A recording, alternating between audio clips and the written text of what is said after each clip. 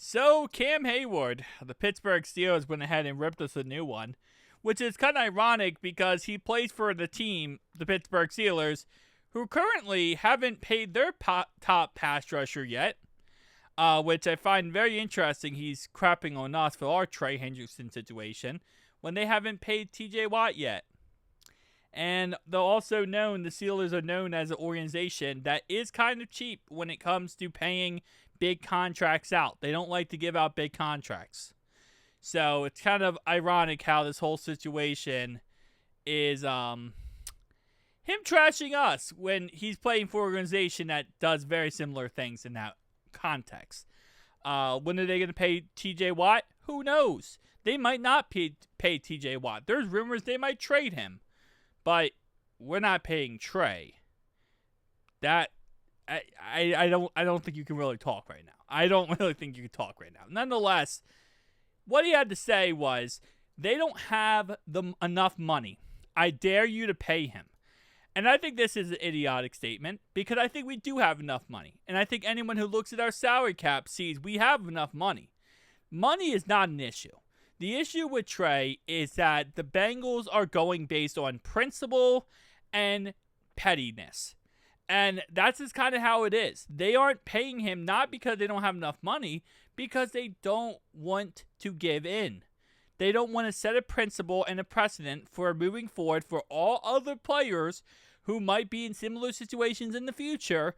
And they don't want those players to do exactly what Trey's doing right now, where they agree to a contract extension, 1-year extension, and before the extension even starts, you want out of your contract and you want a new one. That's what the Bengals are doing. They're pretty much sticking their foot in the ground saying, we have all the leverage, we have all the control, we're not going to let you dictate what we do. And because he went to the media and he expressed to Pat McAfee and he talked to ESPN and said a lot of things about the Bengals, they're now in the level of pettiness where they're like, you know what, fine. You're not happy, we don't care. And again, it's toxic. It's really toxic. But if they wanted to, they have enough money to be able to pay him. They do, 1,000%. Not only would they most likely tell him that he has to play on this year's contract, which he agreed to, they would then, if they extended him, they would extend him 4 years, which means his contract wouldn't start till next year, and they could pay him the money. The salary cap goes up every year. There's a million ways to do salary cap gymnastics. Okay, I probably butchered that word. There's 1,000 ways to do it. You can put money toward the future, put money in a signing bonus, prorate it over 5 years. You could do everything you wanted. If they wanted to, they could. But because of how toxic the situation has gotten, it's more based on principle and pettiness. So it has nothing to do, in my opinion, about them not having enough money. They're not doing it because they don't want to. They have a value that they told him he's worth. And he says, I want this. I want to get paid like the greats. And the problem is the Bengals are saying, no, we're not going to pay you like the greats. We're going to pay you like a player who is 31 years old, who is not really good in run support, but a great pass rusher, and isn't a guy that's playing at a level, well, it doesn't say playing at a level, isn't a guy like Myles Garrett, TJ Watt, who can shut down the run and pass. And that's what they're doing. Again, I personally believe, my personal opinion, I don't think it's worth this. I don't really think it's worth this back and forth. I think at the end of the day, you pay the guy, you move on, because it's costing you more than it's worth to go back and forth and cause this whole drama and whole situation forever and ever. All you're doing is ruining your upcoming chance of winning a Super Bowl this season because your top player isn't paid. But, again, you know, the idea of he goes low, we'll go lower, that's kind of how this is right now. It's like one-upping, it's like kids one-upping each other to see which one can, you know, tick off the other one. So, I don't think it has anything to do with money. I think it's funny that Cam Heyward would say that, when again, I mean, when you guys going to pay TJ Watt? You're probably not. So, how about we just not talk about our situation? when you're also in a very bad situation as well with your star pass rusher. We just paid Jamar Chase and we paid T. Higgins. You traded George Pickens out of town. Okay? Now, yes, a little bit of that is because of his mental head case, but a little bit also is because you didn't want to pay him. You don't want to give him a new contract. And you guys only paid 3 receivers a second contract, and there's a reason why. Because you don't like to fork over huge contracts. And I get it. That's how the Bengals are. But again, this situation, it just needs to be nullified. Let's just call it GG, call a spade, and move on with our lives, okay? Just get him paid. Again, I'm the guy who says, and I still believe, honor your contract. I still truly believe that. But the fact is, it's a really messed up situation.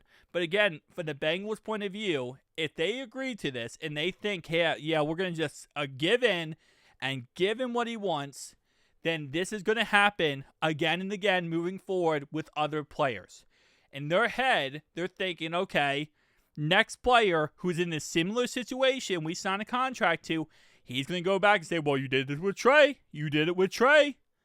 Like, I want the same deal Trey got. I signed a contract, but I don't want it anymore. There needs to be some principle set, and they're trying to set a principle. So, it is what it is. Okay? It is what it is. Heyward, don't talk trash. Come on now. Do better.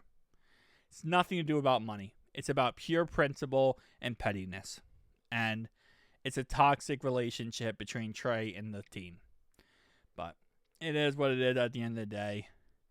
We're just going to have to wait and see eventually if that situation, actually works out. Trey claims he's not playing this upcoming season if he doesn't get a contract. And here's what I'll say about that situation. If he does decide to refuse to play, he will be fined heavily. He will be. Him not playing the whole year, which he claims he's not going to play the whole year, means that this year would be a void year, meaning that next year would be the last year of his contract, which means it would just sideswipe it 1 year. It's like as if he were to quote-unquote retire and then come back, it would be the same thing. He would just have 1 more year left on his contract. Which is, again, it's stupid because that, and then he's going to get fined. He'll get fined for missing OTAs. He'll get fined for missing the training camp. He'll also get fined for missing every single game, every single practice, meetings. He'll get fined for all that. He'll walk away with a $20 million fine. And that's pretty much just it. He'll walk away with a $20 million fine. And we'll all just be like, okay, it is what it is. And then next season, what? Are you going to sit out again? Are you going to refuse to play again? Because then that's another $20 million. Like, at what point? Not 20. I don't know the exact numbers. It's not going to be $20 million. He's going to get fined. That's ridiculous. It's way less than that. I believe it's probably somewhere in the ballpark of like $5 to $8 million in the end. I don't know the per fine for per game basics. You get fined for that. You get fined for missing workouts, and that's what obviously Zach Taylor texted him and said, hey, if you miss workouts, you're going to get fined. I believe he just needed that put in writing so that they can use it in the future. But again, he'll get fined there. And then what? The next season you don't play again, you're going to get fined again. Is this going to be a thing forever and ever? Like, at some point, you're just wasting years of your own career and costing yourself money. And the Bengals have all the leverage. And as long as they have all the leverage, they're not going to change. They're stubborn. They're very, very stubborn. And they don't like to be told what to do. It is what it is. They're not a very negotiable franchise. They're a very stubborn, I say it's my way or the highway type of franchise. Now, for better or for worse, again, pay Trey, get this over with, but they don't want to give in. And it is what it is. Someone has to crack here. Someone's going to have to crack. And the thing is, Trey's in the worst situation not to crack. That's the difference. Trey's in Bengals in a situation like, okay, cool. We'll play our upcoming season. We don't care. You're on contract. You don't want to play, you'll get fined. Done. End of story.